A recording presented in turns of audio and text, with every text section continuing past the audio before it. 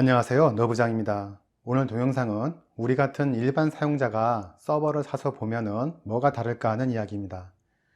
이번에 마이크로 서버를 하나 드렸습니다. 휴렛 패커드의 젠 10 플러스라는 기종인데요. 용도는 홈 서버 및 나스 대용입니다. 운송비에 부가세까지 대충 80만원 중후반이니까 나스로 유명한 시놀로제 포베이 DS920 플러스보다도 한 20만원 정도 비싸네요. 서버는 목적성이 분명해서 일반 PC하고는 많이 다릅니다. 서버의 가장 중요한 덕목은 역시 안정성인데, 그러다 보니까 오버클럭킹 같은 건 하지 않습니다. 바이오스에도 그런 메뉴가 없고요. 부품이 안전성을 많이 따지고 유지보수를 용이하게 하다 보니까 가격이 비싸지고 본연의 업무에 많이 치우쳐서 특정한 기능들은 일반적으로는 맞지 않는 경우도 있죠. 가정에서 쓸 수 있는 이런 홈 서버도 그런 부분을 많이 가져왔기에 감안하고 살펴보기로 하겠습니다. 일단 크기부터 말씀드리면 엑스박스 1X보다 조금 두껍고 조금은 작은 그런 정도입니다. 그러니 PC 치고는 상당히 작다고 봐야겠죠. 우선 눈에 띄는 건 바로 이 전원인데요. 내장이 아니라 어댑터가 이렇게 외부로 나와 있습니다. 출력은 180W인데 일반 PC 기준으로는 택도 없는 용량입니다. 요즘 인기 있는 그래픽카드인 RTX 3070을 사용하는 PC 권장 파워 용량이 650W니까요.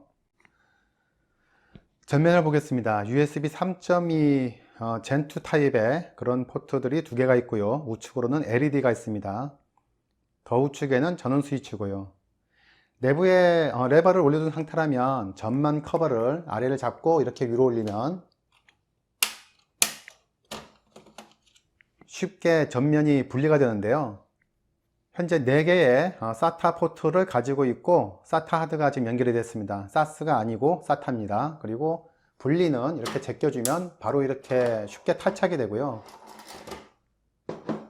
여기에 보시면 지금 이 나사가 박혀 있는데 이 나사들이 여기에 줄줄하니 이렇게 8개가 박혀 있고 8개가 박혀 있습니다. 그것들을 분리해서 하드디스크 옆에 꽂고 이렇게 탈착을 하게 되는데요. 넣어주면 설치가 되는데 불행히도 핫스왑은 지원을 하지 않습니다. 하지만 홈 서버 정도 기능은 있으니까 OS 레벨의 레이드가 아니더라도 바이오스 레벨에서 이 레이드를 지원을 하고 있습니다. 0번과 1번, 5번 정도는 본 것 같은데 그 이상은 좀 확인을 해 봐야겠네요. 그리고 이 부분, 이 밑에 부분은 여기는 이제 공기구멍이에요. 그래서 전면에 커버를 씌우게 되면은 그 커버를 통해서 여기로 지금 흡입이 되고요. 저 뒤쪽에 팬이 하나 있는데 그쪽으로 토출이 됩니다. 전체적으로 굉장히 컴팩트한 사이즈이기 때문에 만약에 이쪽이 막히게 되면은 냉각에는 굉장히 심각한 문제가 있을 수 있을 것 같아요. 그래서 전면에는 어떤 장애물이 없어야 될 것 같습니다. 당연히 후면에도 장애물은 없어야겠죠. 뒷면을 보겠습니다. 우선은 가장 눈에 띄는 부분이 이 램 포트가 지금 4개가 있죠. 공유기도 아니면서 램 포트를 4개씩이나 가지고 있습니다. 네트워크 장애를 대비하기도 할 것이고 로드 밸런싱으로 부하를 줄일 수도 있을 겁니다. 물리적 네트워크 분리에 사용될 수도 있고 그 외에도 많은 용도가 있겠지만 저처럼 가정에서 쓸 기능은 별로 없을 것 같습니다. ESXi 같은 가상화 OS를 사용해서 여러가지 OS를 돌리면서 각각의 램 포트를 할당해 줄 수도 있을 것 같습니다만 저는 또 그걸 사용할 생각은 또 아니고요. 오른쪽으로는 USB 3.2 포트가 4개가 있고 그 옆으로 DP 포트 하나와 VGA 포트 하나가 있습니다. CPU는 제온의 E224라는 3.4GHz 4코어 CPU를 사용합니다. 그러다 보니 제온 CPU라서 내장 그래픽이 없는데 여기에 왜 그래픽 포트들이 있는가 하면 메인보드에 그래픽 기능이 있습니다. 그러면 DP 포트가 있으니까 그래도 4K는 나오겠지 싶은데 거의 HD급 그리고 잘해봐야 풀 HD급의 화질이 나옵니다. 일반적으로 뭐 게임이라든가 그래픽을 보기 위한 그런 용도가 아니고요. 그냥 OS 설치하는데 화면이 필요해서 달아놓은 그런 수준입니다. 왼쪽은 PCI 카드를 설치했을 때 쓸 수 있는 곳이고요. 그 위쪽에도 PCI 확장 슬롯이 하나 더 있는데 여기는 IL로 원격 관리 포트를 설치하기 위한 곳이라서 역시나 쓸 일이 없습니다. 어댑터를 설치하게 되어 있고요. 어댑터 홀더가 여기 있습니다.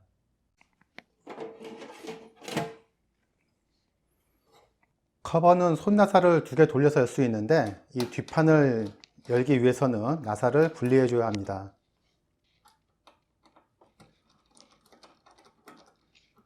참고로 여기 쓰이는 나사들은 다 별나사기 때문에 일반 드라이버 갖고는 열기가 좀 어렵습니다.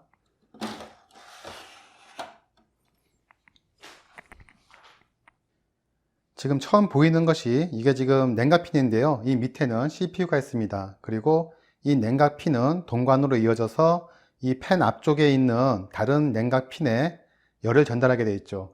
그래서 전체적으로 열 교환 면적이 커져서 냉각핀의 효율을 굉장히 극대화할 수 있는 그런 형상으로 되어 있고, 그리고 별도의 CPU 펜이 따로 있는 게 아니고 이 케이스 전체 내부를 관할하는 펜이 하나만 달려 있기 때문에 지금 효율적으로 구성하기 위해서 이렇게 된 것 같습니다. 그런데 펜도 크지 않고 그러다 보니까 환기량이 제한적이어서 만약에 이쪽 PCI 카드로 확장 카드를 비디오 카드라든가 이런 부분들이 발열이 있는 부품이 설치될 때는 또 다른 문제가 될 수도 있어 보입니다. 옆쪽에 지금 램 슬롯이 보이는데요. 이 램 슬롯도 좀 웃긴 게 원래는 에러 정정 기능이 있는 서버용인 ECC 메모리를 쓰도록 되어 있는데 제 경우는 지금 일반 램이랑 섞어서 사용을 하는데도 다 인식되고 잘 작동하고 있습니다. 왼쪽에 있는 이 부분이 지금 PCI 확장 카드예요. 앞서서 말씀드렸다시피 전원 용량이 너무 작다 보니까 굉장히 제한적으로 사용될 수밖에 없어 보입니다.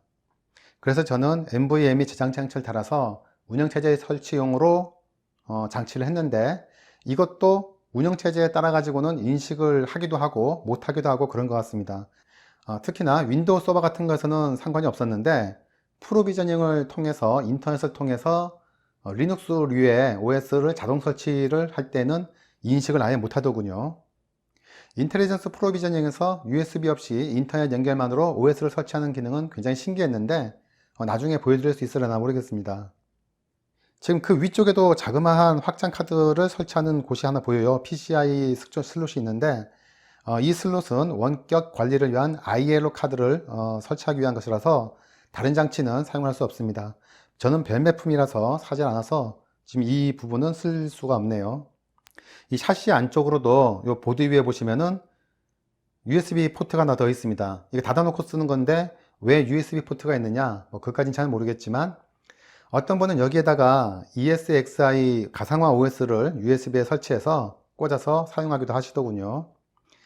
마지막으로 이 기종에 대해 안 좋은 감정을 얘기하자면 인텔리전트 프로비저닝이라는 특별한 기능이 있습니다. 그런데 이게 몇 가지 펌웨어나 패치를 하다 보니까 구입한 지 3일 만에 작동하지 않게 됐는데 고치는 방법이 제게는 너무 황당했어요. 인터넷에 나와 있는 모든 방법이 통하지 않았는데 그게 USB 메모리를 사용해서라는 이유였더군요. 외장 CD롬을 사용했더니 한 번에 정상화되었습니다. 그래서 요즘 같은 시대에 USB 메모리에 대한 인식이 이 수준인 것은 납득이 좀 어렵네요. 저는 일단 나스 대용으로 사용하면서 점차 사용 범위를 늘려갈 생각으로 구입한 건데 여러가지 일반 PC와는 다른 부분이 있어서 영상으로 만들어 봤습니다. 오늘 동영상 여기서 마치겠습니다.